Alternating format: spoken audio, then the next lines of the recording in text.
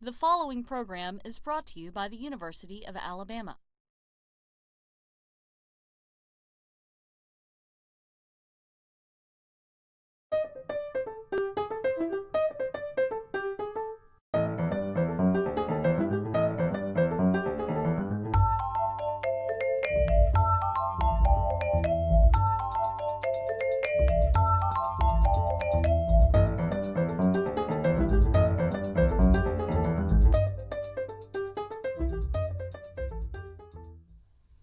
Kathryn Magendie's three novels are written in a distinctive personal style. Set in Appalachia and Baton Rouge, Louisiana, Tender Graces, for example, follows the lives of a dysfunctional family in which the mother gives up custody of her three children one at a time. I spoke with Kathryn Magendie at the annual literary conference On the Brink, held at Jacksonville State University. Kathryn Magendie, is that right? That's right. And it's pronounced with that nice soft G because why? Because they didn't want to pronounce it Magendie. But it's French. My husband's family is from New Orleans, and it's French. So I guess the Magendie turned into Magendie, and then from there it just Americanized as best it could. Right, but I'll bet you do have to tell people, don't you? Yes, I've been called Magendie, I can't tell you the things I've been called. So. Well, your husband may be from Louisiana, but I understand that your roots are in West Virginia. Is that right? Yes, I was born in West Virginia. I'm a hillbilly. So. What does that mean? I have friends in the Shenandoah Valley in Virginia, and they have West Virginia jokes. Yeah, I bet but they do. But not in West Virginia. Better not tell me any, though. No. But what does it mean, in a sense, what does it mean if somebody says, you're from West Virginia? I did say, what does it mean? What do you think of the identifying characteristics? You know, I'm proud to be from the mountains. And the term hillbilly, it's one of those things I can say I'm a hillbilly, but when other people talk about hillbilly, they put a bad connotation to that. So, you know, we don't have any teeth. As you can see, I have all my teeth. Yeah. I have lots of teeth. They're all mine. There's none missing. I don't have a still in the back, but, you know, I have had some moonshine. It's pretty good, too. Moonshine is the clearest liquor you will ever have. It's clearer than water, cold and clear, and it's pretty good stuff, but you better be careful with it. You will not be surprised to hear that where we're sitting in Calhoun County has been over time a pretty famous Oh, really? A pretty famous moonshiners county. Know that. Yes, it is. You should feel right at home here. Well, how long did you live there? What is your experience in West Virginia? High school, college? What? No, I wasn't there very long. I was there only until I was about 3.5. Oh. So when people say, well, then you're not really from West Virginia, you're from the place that you stayed the longest, which was in Louisiana. I was there the longest. But Louisiana is not my home. And I do adore Louisiana, South Louisiana. But West Virginia is my home. That's where I was born, and that's like a thumbprint on your heart. It's where I belong. That's why I moved back to the mountains finally. But yeah, I was there only a short time because my biological mother gave up my brothers and I, and we went to stay with my father and my stepmother. So, and she adopted us. Your stepmother, Rebecca, in the novels, is one of the nicest, not saintly, but just decent, solid women that I've read in a long time. Yeah, I didn't want to make her the evil stepmother. Oh no! Not only would that be cliche, but it's also just absolutely not true. Your own experiences in Louisiana from 3.5 till when? Well, actually, we moved around a lot. I didn't get to Louisiana until I was about 10 years old. So we lived in Ohio and Texas, a couple of places in Texas, a couple of places in Ohio, and we lived in North Louisiana and South Louisiana. So we moved a lot. Okay. Why? What was your father in the Army or something? What was going on? He had been in the Air Force, but that's not why. He just had a restless heart. He was very restless. He would go to school or have a job, or he'd get restless and just have to pick up and leave. So every 2 years or so, we would move. So I don't have any real, I think that's why place and belonging and home is so much in my books, because we move so much. I don't feel like I have those roots. Really? Other than I react strongly to my roots in the mountains, but I don't have a permanent feeling of home. Like people say, well, I'm going home to my parents' house who have lived in their houses for years and years, or they have kids they've known since they were small. And we didn't have that. We moved a lot. So it's kind of, when people say, where are you from? That's always kind of a funny thing for me. It's kind of difficult to Well, for to Southerners say. especially, I mean, it's if you're a Yeah. upper middle class corporate family in the Northeast, your parents may very well have lived in 10, Right. 10 different corporate cities, you know. But Southerners are much home. more comfortable with Yeah, they having been in one place a long time. Exactly. Right. I mean, there's people that have lived in one town all their lives, and their parents have been in one house, and that fascinates me. And they can trace their families back for generations. I don't know a lot of my family beyond my mother and father. I don't know my biological mother's family very well. So it fascinates me, people that know their family back to when they were pilgrims or something. Oh, sure, yes. Well, if you go back far enough, we're all descended from, I don't know, one of the Georges or something, right? I mean, isn't that the way it always works? There's Yes. there's the King of England somewhere in the background. How long have you been in Maggie Valley? It was 6 years at Christmas time. It suits you. Yes, it does. I'm happy there. I feel like I came home. I know West Virginia is my home, but as soon as I visited that town, I knew that's where I was going to stay. Mm-hmm. That's where I'll die, so they could just spread my ashes right there in the mountains. You have I thought it was a small publishing house, and I guess in the 21st century it is. You have what is basically a blog? Rose and... The Rose and Thorn Rose is and a online journal. We publish poetry and prose, and artists. So my co-publisher and publishing editor and I, Angie Ledbetter, we acquired it from Barbara Quinn. She had, it was called then the Rose and Thorn Literary E-Zine, or E-Zine, however you pronounce that. And she had it for 10, 11 years, and she just was tired and ready to pass it on. We were her co-managers, so she asked if we wanted it. So we took it on, and it's a joy. Meet a lot of writers, not face to face, but writers from all over the world submit their poetry and prose to us. And we've just started an artist. Our cover art is from some artist. We go find the artist and ask them if they would like to have their art on our cover page. Cover. So do you think in terms of number 1, number 2, number 3? I'm not sure. Well, like if it was a magazine, it would be issue number 1, issue number 2. You have discrete issues. You just don't run 4 times a year. Spring, summer, fall. So yes, and the cover is actually what you see online. I see. So you click on Rose and Thorn, and there we pop up, and there's this art, and then you click on the art, and then you open up and read the poetry and prose, and it's very enriching and rewarding. And you can actually keep track, absolutely, of the number of hits that your magazine, your zine, gets. You know how many people visit. I haven't done that simply because, well, to be honest, I went and looked, and I didn't know how to read it.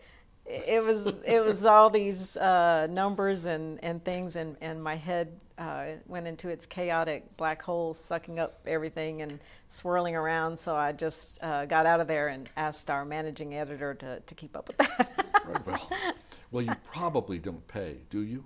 No. Oh, I It's wish not we could. likely. No. I wish we could. Right. We're small, so it would be very nice if we could pay our writers, because I think that's important to value the writing. But we're not able to at this time, and I don't know if we do ever do that. It is going to change the dynamics of the journal, but it's something we're keeping in mind. So. All right. I don't want to stay on this for too long, because although you may get a lot of submissions as a We result invite. of people seeing this. How under the best circumstances, how would you have any income from an online journal? Where would the income come from? Some people do contests and ads. The journal used to do, when it was the e-zine, they used to do ads, and we just didn't want to do that. We didn't want to have ads. And contests, I'm still a little iffy on whether I want to do contests or not. But ads and contests are two ways, and some people take donations. So I'm sure some of the bigger ones have other ways, self-subscriptions or whatever, but a lot of the smaller ones do a lot of contests and ads, and we want to kind of steer clear of that. So at least for now, I don't think we'll ever do ads again, but real magazines have ads. Yes. It's not evil or anything. I think the time to invest in that for someone to keep up with the ads and to make sure that they're the kind of thing that would fit, and it's just not something we want to do right now. So. But you do have 3 novels and a 4th one underway, which we'll get to. Have you always been a writer? When did you commence writing novels, in any case? They're fairly recent books. Yes. Right. I didn't really start writing novels until I was in my 40s. So I thought I wanted to be an essay or short story writer. Yes. So I accidentally wrote the first novel. It was accidental.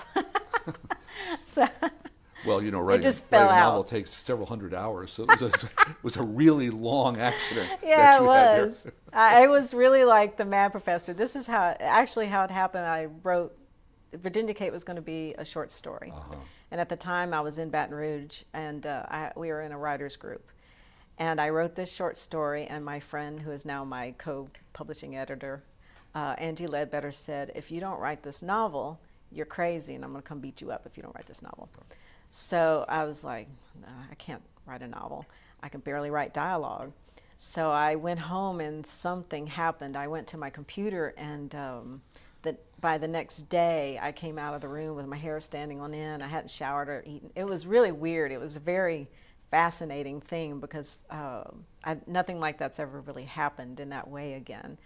But it just all vomited out. This long, and by the time I was finished, I had like 200,000 words. So yeah, it was a little much. It was great. Well, you were possessed at least for a while. Huh? I was possessed. I mean, it's changed a lot from that beginning. Sure. Virginia Kate changed a lot, but that's how that happened. Well, the little bit that I know about your biography, combined with the word like vomited out, tells me there was a lot of catharsis for you in writing that first novel, which is, I perceive a kind of autobiographical strain that runs through it, especially if you had a father and stepmother in Louisiana and a mother that was left behind in West Virginia. Is that fair to say? That part is true. Yes. That part I wanted to use because it fascinated me that a mother would release her children one at a time, and which she did. My older brother, then me, and then 9 years later, or thereabouts, my youngest brother. Right. And it fascinated me the way that was done. And I mean, even in those days, a mother usually kept her children, and even now, mother usually keeps the children.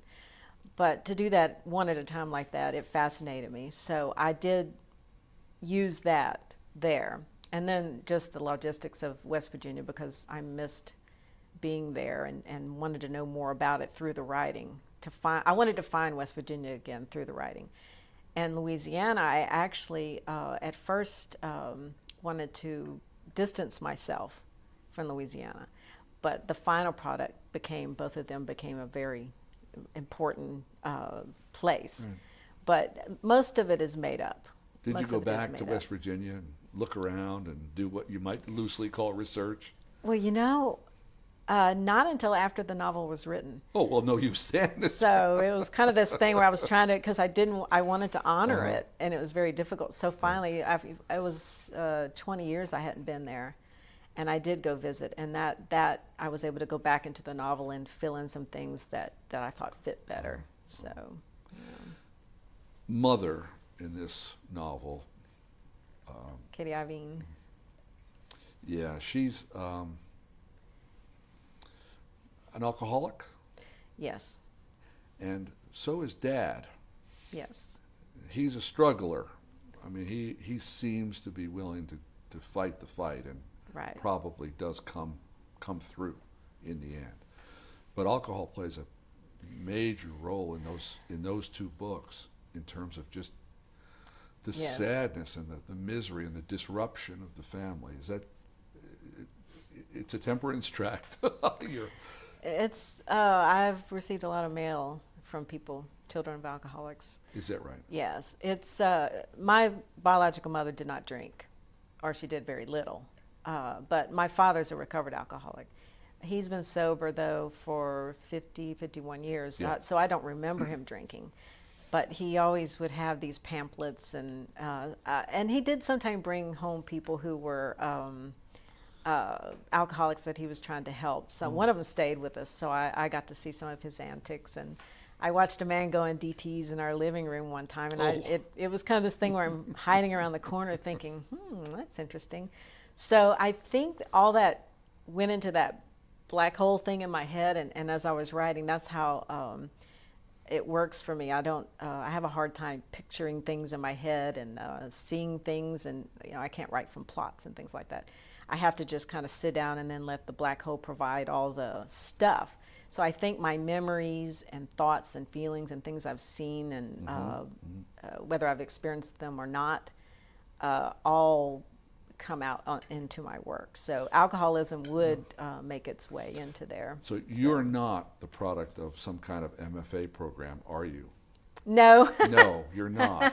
No, it's and I'm glad your style, literally the language in your fiction, is idiosyncratic to the extreme. It is utterly personal. It would not be mistaken for anything else. It's not been smoothed out. It's not been fixed. No. In your third novel, Sweetie, or third for us to talk about anyway, there's a lot of spirits. Mm-hmm. I don't know, their voices, their ghosts, their intuitions. What's your relationship to the paranormal? I'm fascinated by it, but not in the way of some of the things like you see on TV, where they, on the reality shows where they, go hunting ghosts or whatever. But some of that just came out because it's just how it was written. It's just that's the character and what they hear and see and feel. But it does interest me that people live more in a world where they rely on outward sources of people that aren't there than they do on real people. So say Virginia Kate listens to her grandmother Faith, who's dead. Yes. And Sweetie, has the mountain spirit and whatever. Yeah. They are more in tune to that kind of world than they are to the world of people, because they really don't know how to deal with people. But I have had some kind of strange experiences that not like my characters, but my own personal ones. I had a weird shadowy, I call him the Shadow Man, that has visited me. So, and what does he say or do? That's the funny thing. He didn't do a thing. I woke up. I had woken up a series of nights kind of gasping, like something startled me. And the third night that happened, I looked up and I think it's a he. I always think of it as a he. I was on the couch because I hadn't been sleeping well, and I got up so I wouldn't wake up my husband. And he just had his hand on the couch, and he has no features, but I perceived that he was watching me. So I said, "Oh, okay, that's interesting." And then but I wasn't afraid, so I fell back to sleep. So a couple of nights later, I was so interested. I wanted to know if he was going to come back, or who he was, or what was going on. And I got up and I went into the room, and I could smell something very sweet and strange smell in the room. So I said, maybe you should just go on home. I like you visiting, but maybe you should just go on home. So I haven't seen him since, so maybe I shouldn't have told him to go home. So he's not the ghost of the house. No, If no, he I was- he didn't was perceive visiting. him to be. I perceived that he Right. came from somewhere else. Right. I don't know why he was watching me and what his intentions were, or you know. Well, I benign. hope they were honorable. Apparently. Yeah, but he didn't come back. So, but there's been some other little weird things, but nothing. Well, your character, Sweetie herself, lives in a cabin with her mom at the top of a nearly secret path. In order, you don't have to know how to get there in order to get there. What's her mom sick from? What's the ailment? You know, that's been discussed. What Some what was people say- decided? Some say I've heard people say she's mentally ill, and some say that she has migraines that are keeping her, and some say, oh no, it's brain cancer or something like that, something really bad. So I decided to let people decide for themselves what's wrong with her. When I wrote her, I didn't think of her as mentally ill. I thought didn't either. This was in the 60s, late 60s, or some people say early 70s, whatever. And I thought that she had some kind of brain, like migraine type illness The and pills depression. that are coming to her from town, Yes. what are they? Pain medicine. Ah, So that's what I perceived, that she had horrible headaches and some depression and maybe even bipolar. But I wasn't really sure. Just like Sweetie wasn't sure, neither was I. Sometime and I know that sounds like I'm being coy, but sometimes you write about these people and you get all embroiled in their lives, but there's things that even the author doesn't understand or know. And that I'm not real understanding of exactly why her mother was so sick. Sweetie herself,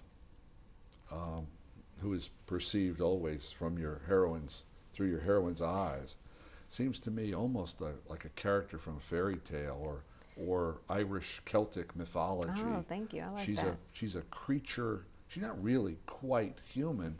I mean, she is, of course, but she's not. I mean, she's somehow a creature of the forest, a creature of nature. Yeah, I think someone called her feral. Well, So she won't come to town. no, she doesn't like that. So Well, no, I think she is. I like Rebecca very much, the good stepmother, and I like Sweetie. I think those are your most, gripping characters, or characters I really was interested in and admired. But you're moving on. You've got 3 books done, and you're moving on to a 4th one. What are you doing now? it's the final Graces series of the trilogy. So it's the last Virginia Kate book. And this one's taking a little bit of a turn that I didn't expect. So I thought it was going to be sort of the same as what I've been doing. Virginia Kate tells this happens in Louisiana, this happens here. Right. But Rebecca's voice and Katie Ivine, the mama's voices, are coming out a little more. So Virginia Kate's probably going to tell a little bit about Rebecca when she was a child and Mama when she was a child. When your second book, you get Virginia Kate into college, and that Dylan, is that his name? Dylan. Oh, yeah. nice man, Dylan. Another Alkie. Yes. Sort of. Well, it turns out he's Yeah. definitely headed that way, but he seems like a decent fellow, at least for a while. So you've moved her up through the well into her adulthood in the second book, and where will you drop her at the end of the third in the trilogy? I'm hoping that I will catch her up. So the books start where she's around 50-ish or so in the present day chapters, and then the first one is her as a child, and then up until about 15 or 16, and then she's 18 to about 30-ish. This one, I hope to just catch her up to where she is. As I said, the book's taking kind of a turn. I thought I would take her from like 30-something to now, but it may not want to be written that way. I saw a reference to your work by a fellow novelist, a man, a fellow who wrote Catalucci, in fact. Wayne Caldwell. Wayne Caldwell, who said, it's sort of a little warning to men. These books are not just for women. Who do you think of as your audience, your readers? I thought women would like my work more than men, but I've been very surprised at the men who've responded. So and I'm happy because I mean, I would love my work to appeal to not everyone, you can't say everyone, but to both. So that's been very nice to have men write to me and say that they enjoyed the books. So especially Tender Graces and Sweetie, because I think the children's the experiences of the kid Right. speaks more to men and women than maybe Virginia Kate's adult married life, and and maybe some men didn't want to really. A couple of things Virginia Kate was said, and Jade said things about men that maybe I don't know. Well, men in the 21st century have had to develop thick skins. So I'll gather It's up not my thoughts. I'll gather That's up not my my courage and read the last of the Virginia Kate books when it comes out. This has been a pleasure. Thank you very much, Kathryn. Thank you.